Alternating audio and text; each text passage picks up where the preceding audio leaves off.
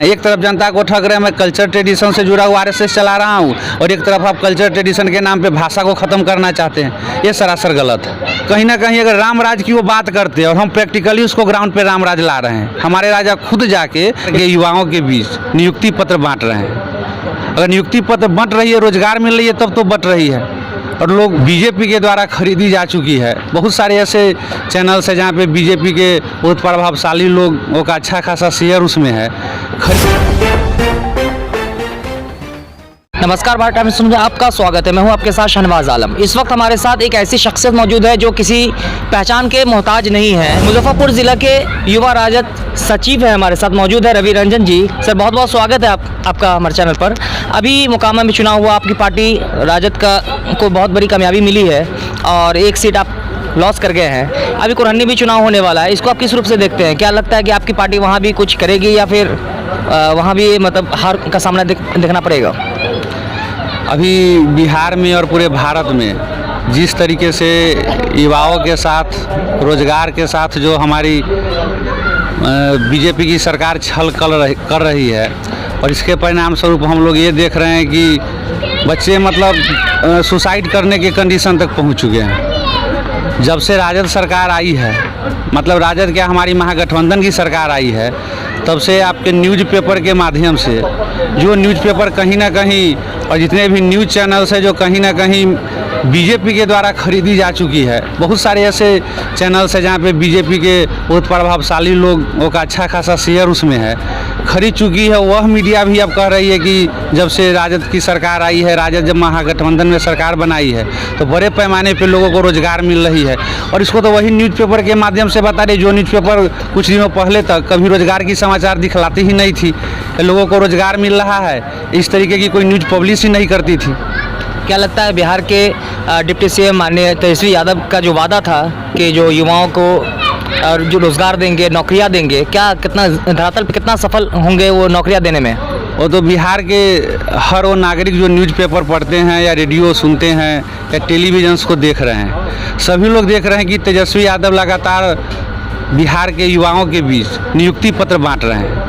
अगर नियुक्ति पत्र बंट रही है, रोज़गार मिल रही है, तब तो बंट रही है।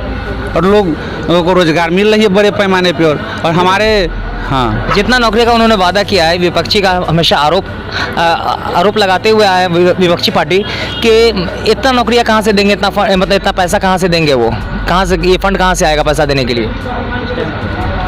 जितनी भी नौकरियां हमें देनी है और कहाँ से फंड आएगी, इसके लिए अगर हम जो लोगों को रोज़गार मिलेगी, इसको आप इकोनॉमी से अब जोड़ के देखिए। जब आपको रोज़गार मिलेगी तो आपका जो है परचेजिंग पावर बढ़ जाएगा। परचेजिंग पावर बढ़ेगा तो उससे होगा कि मार्केट में प्रोडक्ट का डिमांड बढ़ेगा।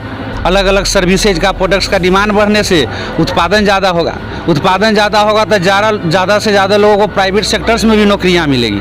और नौकरियां मिलेगी, प्रोडक्ट बिकेगा, तो स्वाभाविक है कि हमें ज़्यादा टैक्स हम कलेक्ट कर पाएंगे। और ज़्यादा टैक्स कलेक्ट करेंगे तो उस टैक्स के पैसा से ज़्यादा रोज़गार देंगे, ज़्यादा लोगों को सैलरी देंगे। आपकी पार्टी पर हमेशा जो आरोप लगते हुए आया है कि आपकी पार्टी में गुंडाराज था और कोई विकास नहीं हुआ, और जो अभी नीतीश कुमार की जो सरकार लगातार आई उसमें काफ़ी विकास हुआ है, लेकिन अभी तो साथ में गठबंधन की सरकार है, तो क्या लगता है ये विकास कंटिन्यू रहेगा? विकास कंटिन्यूड रहेगा।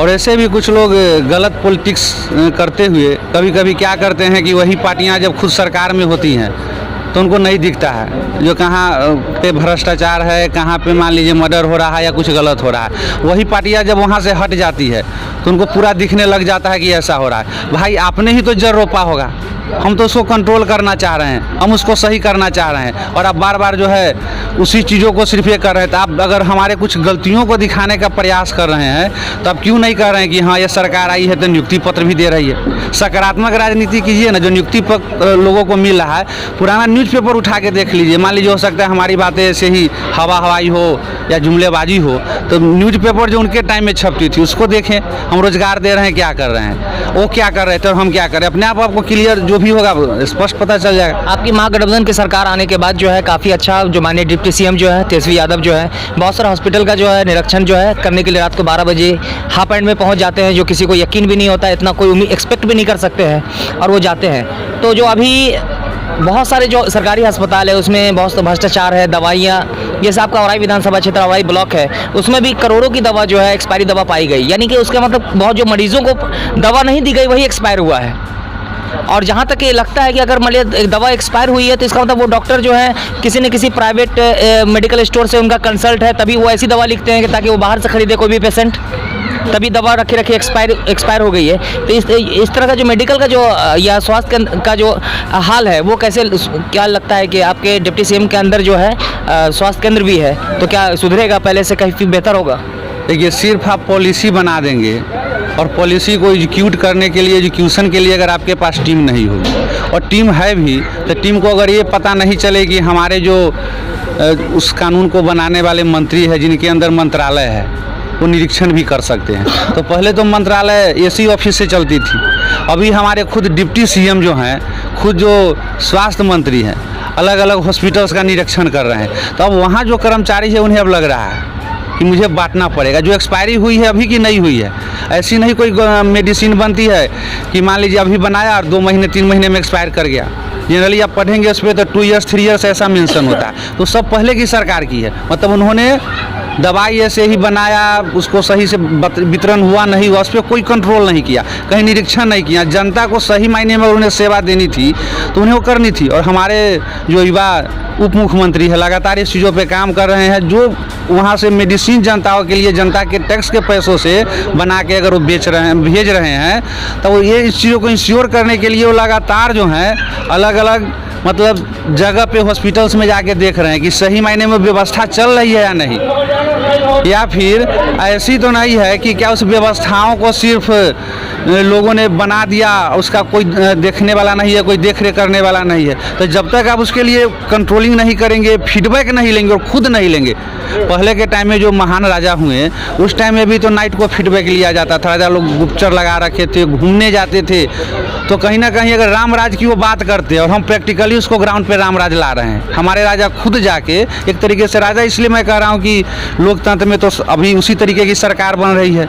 तो सरकार जो हमारी है, हमारे जो उसके मुखिया हैं वो खुद अलग अलग हॉस्पिटल्स में ग्राउंड पे जाके हॉस्पिटल्स में जाके खुद निगरानी कर रहे हैं कि जितना लॉट भेजा गया मेडिसिन का वितरण हुआ या नहीं, जो भी व्यवस्थाएं स्वास्थ्य संबंधी जो हुई सरकार खर्च कर रही है उसका कहाँ तक उसको लागू किया जा रहा है नहीं। देश के माननीय प्रधानमंत्री नरेंद्र मोदी एक तरफ जहाँ कहते हैं कि पढ़ेगी बेटी तो बढ़ेगी बेटी, लेकिन वहीं जो है आरएसएस प्रमुख जो है मोहन भागवत का कहना था कि अपने हिंदू भाइयों से कहा कि इंग्लिश मीडियम में अपने बच्चे को ना पढ़ाएं। तो क्या लगता है कि आज के दौर में इंग्लिश ज़रूरी है या नहीं है? और अभी जो है नया शिक्षा नीति जो 2022 के तहत जो है क्लास 1 to 5 जो हिंदी अनिवार्य कर दिया गया है, तो क्या ये ज़रूरी था अनिवार्य करें? आप किसको मतलब कितना समर्थन करते हैं आप?